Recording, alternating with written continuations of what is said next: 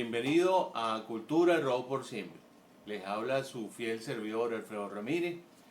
Hoy damos comienzo a un nuevo espacio. El programa de hoy es un programa bastante ameno. Este programa se lo vamos a estar dedicando a una banda legendaria que fue considerada como una de las más grandes en la década de los años 70. El Creedence Clearwater Revival. Pero antes de comenzar nuestro programa, queremos invitar a todas aquellas personas que nos ven y que nos escuchan a través de este canal para que se suscriban, activen la campanita y puedan seguir recibiendo notificaciones de los programas que vamos a estar subiendo en los próximos días. Comenzamos.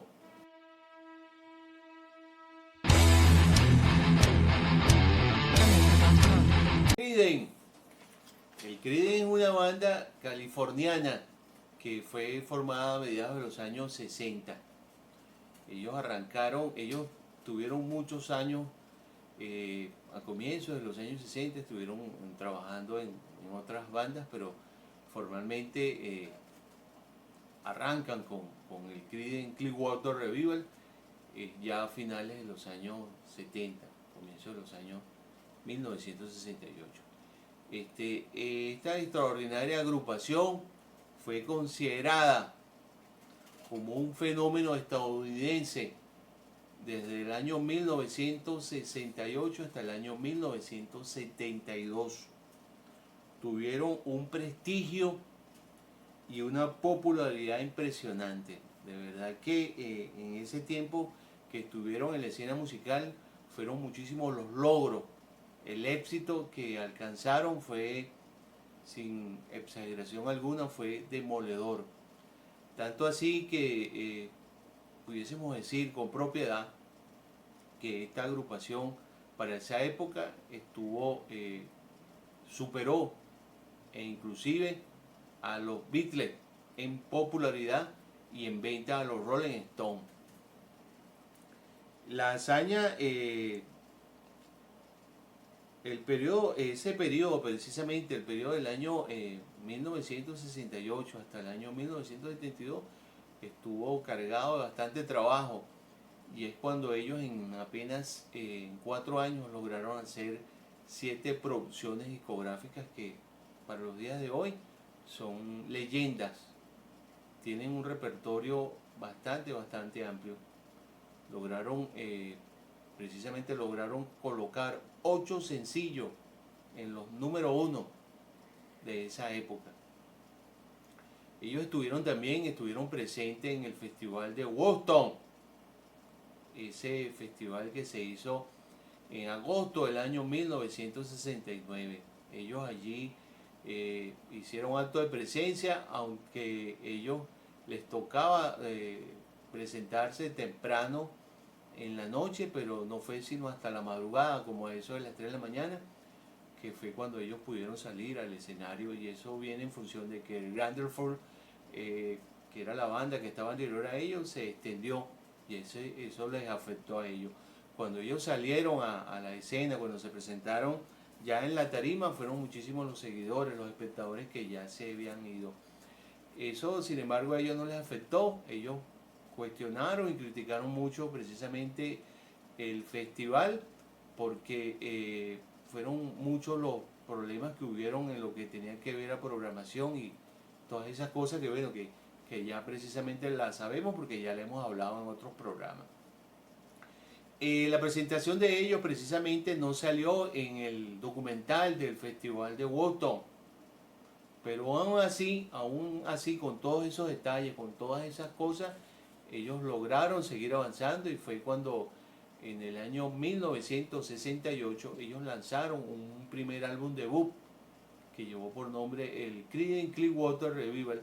Este fue un álbum que en esa época la primera producción no tuvo mayor efecto en lo que tiene que ver a números de ventas, pero sí tuvo un recibimiento bien interesante.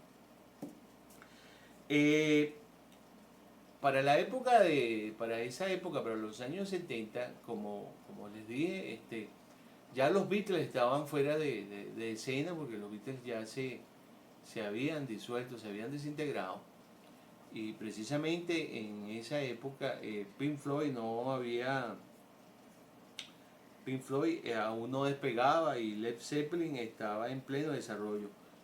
Y pudiésemos decir, en función de la historia, que por algunos meses el Creedence fue considerada como la banda más grande del mundo. Ellos lograron vender 3 veces más lo que los Rolling Stones vendieron en esa época. Fueron merecedores de más de 10 discos de platino, discos de oro por venta. De verdad que la historia de esta agrupación es una historia bastante interesante. John Fogerty en el periodo del año 1969 y el año 1970 fue su periodo más importante en lo que tiene que ver a creatividad y a lo que tiene que ver con composición. De hecho, el mayor número, o mejor dicho, todas esas canciones del Creedence son de su autoría. Son muy contadas las que compuso su hermano Tom. Y otra cosa importante e interesante resaltar precisamente en esa época es cuando muchas de las canciones más importantes, las canciones más clásicas del Creedence, desde el punto de vista sociopolítico de los Estados Unidos, fueron, es por eso que John Fogerty fue considerado el segundo más importante después de Bob Dylan en lo que tiene que ver a composiciones con temas y con contenido político. El concierto del Creedence, ese que les comenté, el del Festival de Woodstock, no fue incluido en el documental, pero como les dije, eso no les afectó. En el año 1970, ellos hicieron una gira por varios países de Europa, y es cuando ellos se presentaron en Alemania Occidental.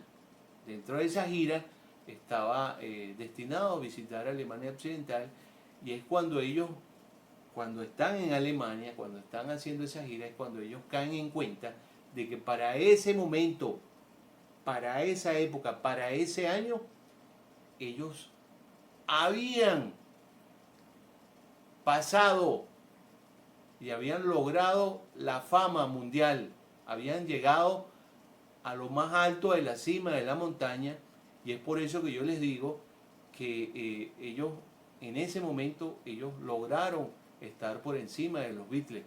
Claro, ya los Beatles para esa época, para ese año, ya estaban fuera de la escena musical, pero sí lo lograron hacer porque las canciones del Creedence de verdad que son canciones que para los días de hoy son clásicas, son canciones que llegaron y se quedaron allí.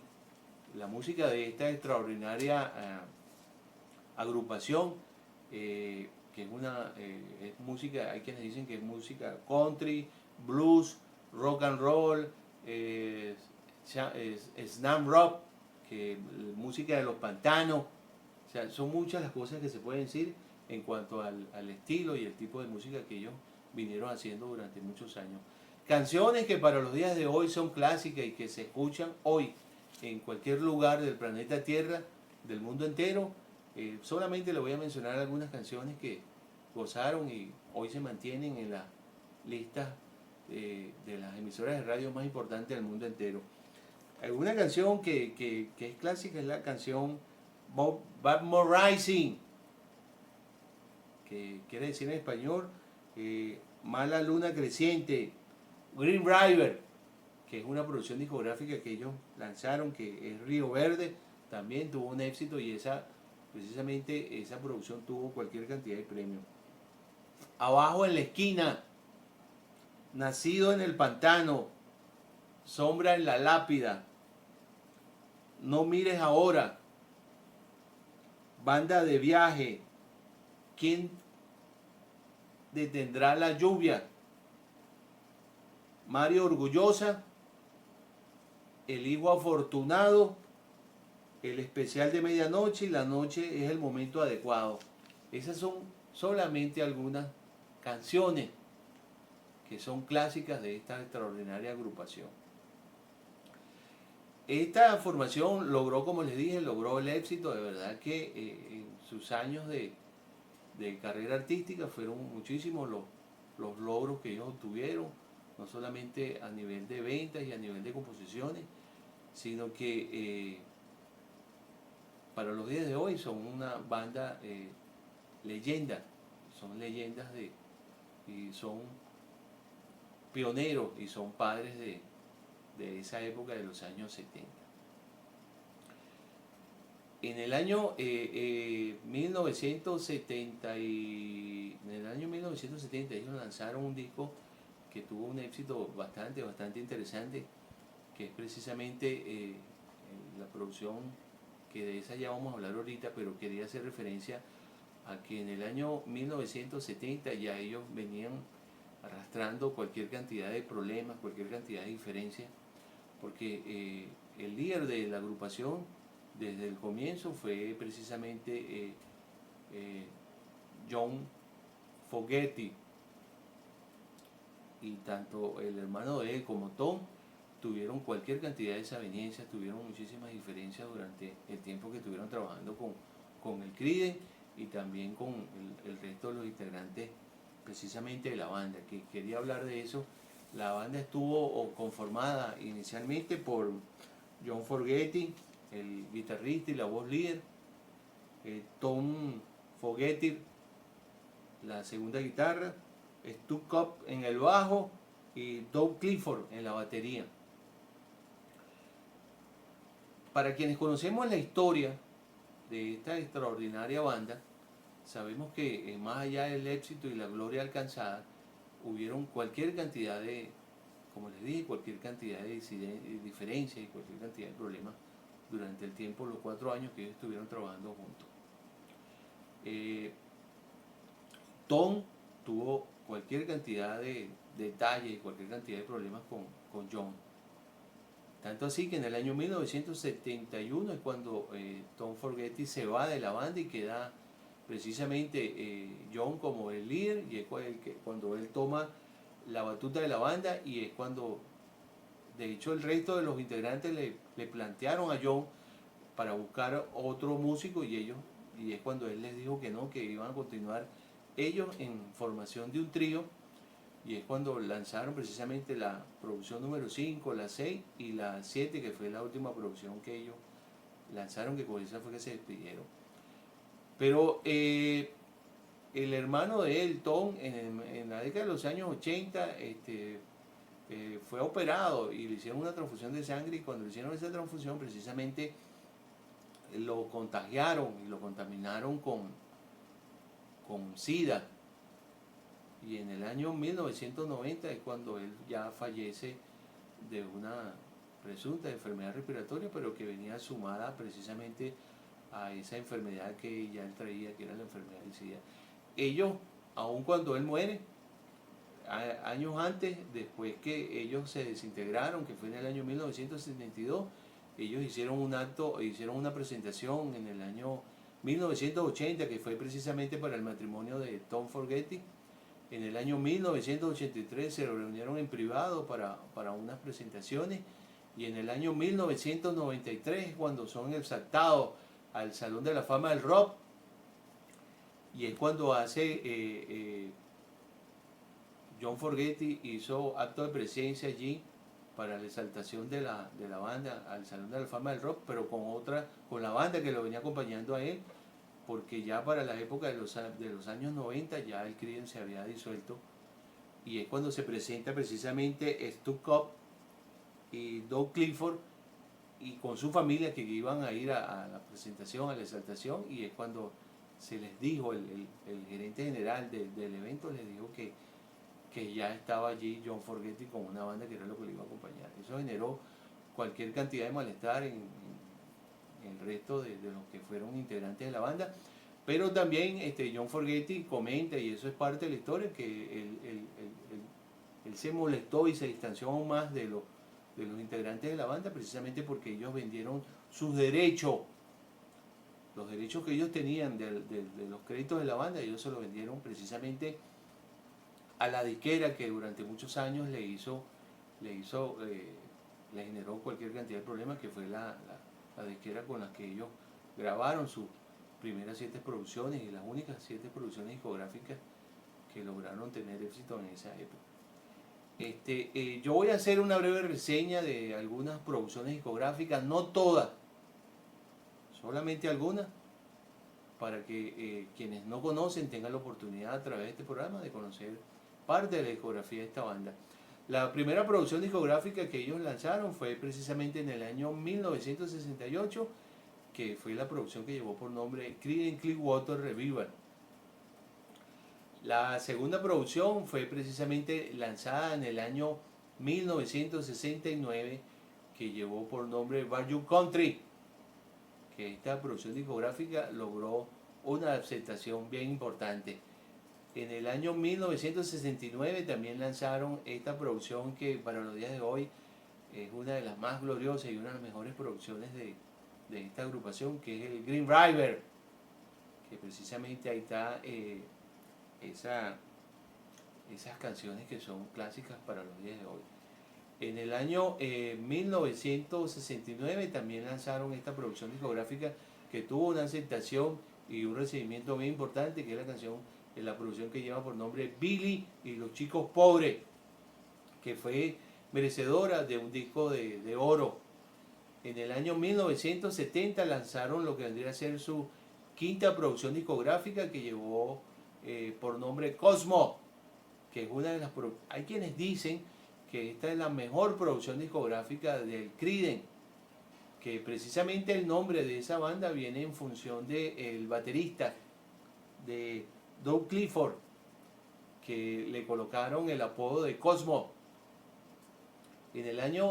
También en el año 1970 lanzaron su sexta producción discográfica, que llevó por nombre El Péndulo. Y en el año 1971 ellos lanzaron una producción discográfica que llevó por nombre Eight Tonight, que precisamente allí en esa producción discográfica hay una canción que lleva, que es una de las canciones que precisamente el nombre de esa canción aparece en la tapa de esa producción, que es ¿Quién detendrá la lluvia? Que esa canción tuvo una aceptación bien interesante. Hay una producción discográfica que ellos lanzaron en el año 1980, donde ellos hacen referencia, que es precisamente esta que les voy a enseñar por acá, que es esta que está por acá, que ellos hacen referencia de que este concierto fue en el Royal Albert Hall, y esta fue lanzada en el año 1980, pero no fue en el año 1980 que fue grabada esta producción discográfica. Este concierto fue hecho el 31 de enero del año 1970 en el Coliseo de California. Ese es realmente el lugar donde fue hecho este concierto. Y este concierto fue grabado en el año 1970. La última producción discográfica que ellos lanzaron fue precisamente esta producción que llevó por nombre Mardi Gras, que es la última producción discográfica que lanzó el Creedence, que fue lanzada en el año 1972. Esa fue la producción de despedida con la que ellos ya se habían despedido. En el año 1976 ellos lanzaron un recopilatorio de las 20 mejores canciones del Creedence, que precisamente allá al fondo tengo, ese es el volumen 1. Y en el año 1986 lanzaron de ese recopilatorio, que precisamente llevó por nombre Chronicle. Ese que está al fondo es el volumen 1, y en el año 1986 ellos lanzaron el volumen 2. Ellos después de allí, después de esas producciones que ellos lanzaron, luego se siguieron lanzando algunos recopilatorios. Tengo por acá uno que fue lanzado precisamente en el año 1995, que es las 34 mejores canciones del Creedence. En el año 1997 lanzaron también lo mejor de lo mejor, los grandes hits del Creedence. En el año 2009 ellos lanzaron una producción en función del concierto que ellos hicieron y la presentación que ellos tuvieron en el Festival de Woodstock, que también en el año 2015 lanzaron otra producción con motivo de ese concierto histórico que ellos tuvieron en agosto del año 1969 en el Festival de Woodstock. En el año 1973 ellos lanzaron su primera producción en vivo, que es el concierto, el primer disco en directo del Creedence, que precisamente esa producción estuvo aguantada durante unos años porque John Fogerty no la había lanzado precisamente porque tenía problemas de sonido, era lo que él alegaba, pero muchos años después fue lanzada al mercado mundial esa producción. El 2 de agosto del año 2019, ellos lanzaron lo que vendría a ser una tercera producción en función del Festival de Woodstock, que fue lanzada precisamente el 2 de agosto.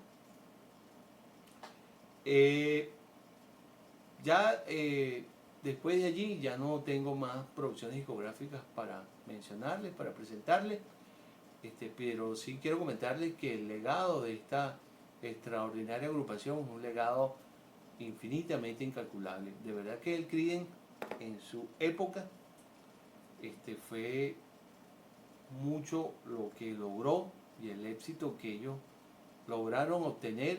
Yo me atrevería a decir que para la época ninguna otra banda logró. Para los días de hoy ya el Creedence ya no existe. Ellos nunca lograron reunirse. Se reunieron en esas reuniones muy puntuales. En el año 1990 falleció el hermano de John Fogerty, Tom Fogerty. De esa formación, quienes todavía están, el único que está activo, que está girando, que está haciendo música, es precisamente John Fogerty. Él celebró en el año 2019, celebró 50 años de carrera artística. En los años que él formó carrera en solitario, él tuvo cualquier cantidad de problemas en relación a que él tuvo limitado a cantar canciones del Creedence por cuestiones precisamente de demanda de la disquera con la que él estuvo trabajando durante cualquier cantidad de años. Pero fue después de algunos años cuando él pudo hacer sus presentaciones ya como solista y pudo retomar de nuevo parte del repertorio del Creedence, y para los días de hoy sigue girando, ha hecho alguna que otra pausa, pero aún se mantiene activo. Para los días de hoy tiene 75 años, sigue haciendo música, sigue haciendo presentaciones, está considerado como uno de los músicos en las listas de los 100 mejores guitarristas de la historia. Está en el puesto número 40 de los mejores guitarristas de todos los tiempos. Y en la lista de los mejores vocalistas de toda la historia del rock, está en el puesto número 72. Está considerado como uno de los más grandes músicos, uno de los más grandes exponentes de este género en el mundo entero, y de verdad que para mí, yo soy fiel admirador de esta banda desde chamo, y para mí sin duda alguna es una de las bandas más grandes de la historia después de los Beatles, de los Rolling Stones. Es una de las bandas más gloriosas, y de verdad que aun cuando ya hoy no están activos, su música está allí, ellos siguen vendiendo discos, su música se sigue escuchando en todo el mundo. No hay lugar hoy donde no se escuche la música del Creedence. Su trascendencia y su influencia a nivel de géneros, de músicos y de época es infinita. Bueno, no me queda otra cosa que despedirme. Sí quería comentarle unas cositas bien importantes antes de finalizar. Quiero invitar a todas aquellas personas que nos ven y que nos escuchan a través de este canal para que nos sigan a través de nuestro Instagram, @cultura_rock por siempre, y también los invito para que vean nuestro blog, que precisamente lleva por nombre Historia y Leyendas del Rock, y allí hay una Hay un artículo que yo precisamente le dediqué a esta extraordinaria banda. De verdad que los invito porque hay más de 40 artículos ya que hemos logrado subir. Invito a todas aquellas personas que nos siguen para que también vean nuestro blog. Yo le voy a dejar el link acá en la parte de abajo para que lo visiten. Y bueno, no me queda otra cosa que invitarlos para que nos sigan y los invito para un nuevo programa. Y bueno, como siempre les digo, el rock es cultura. Larga vida al rock por siempre. Chao.